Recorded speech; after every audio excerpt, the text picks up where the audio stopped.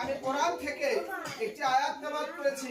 আল্লাহ পাক রব্বুল আলামিন বলেন, কুল ইন্না সলাতি ওয়া নুসুকি ওয়া মাহইয়ায়া ওয়া মামাতি লিল্লাহি রাব্বিল আলামিন। আল্লাহ পাক রব্বুল আলামিন বলেন, তোমার জীবন, তোমার মরণ, তোমার লেখাপড়া, তোমার ধন সম্পদ, তোমার নামাজ, তোমার রোজা, তোমার হজ, তোমার যাকাত, তোমার ঈমান, তোমার আমল সব কিছু একজনের জন্য। চিৎকার করে বলেন, তার নাম কি?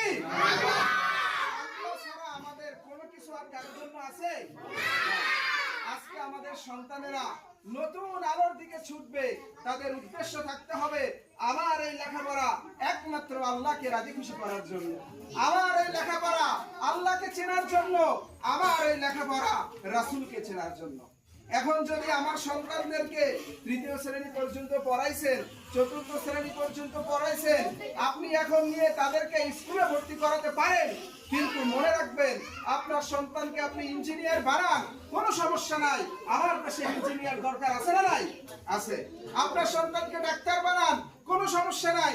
আপনার সন্তানকে আপনি পাইলট বানান, কোনো সমস্যা নাই।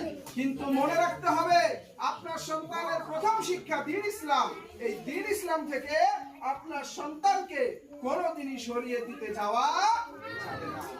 আপনার সন্তান হোক না ডাক্তার, হোক না ইঞ্জিনিয়ার, কিন্তু তাকে মনে রাখতে হবে আমার প্রথম শিক্ষা আমার ইসলাম, আমার প্রথম শিক্ষা আমার কোরআন, আমার প্রথম শিক্ষা আমার রাসূল।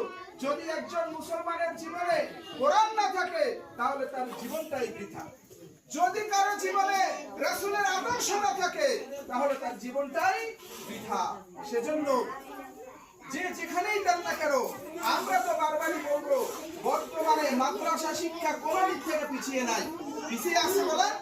কোন দিক থেকে পিছিয়ে নাই। মাদ্রাসা থেকে আপনি সায়েন্স নিয়ে পড়তে পারবেন, মাদ্রাসা থেকে আপনি আর্টস নিয়ে পড়তে পারবেন, মাদ্রাসায় পড়ে আপনি আর্মিতে জব করতে পারবেন, মাদ্রাসায় পড়ে আপনি ক্যারিয়ার জব করতে পারবেন, সরকারি সেক্টরে জব করতে পারবেন, বেসরকারি সেক্টরে জব করতে পারবেন। অতএব আমরা বলবো আপনারা আপনাদের সন্তানদেরকে দ্বীনি শিক্ষায় শিক্ষিত করুন।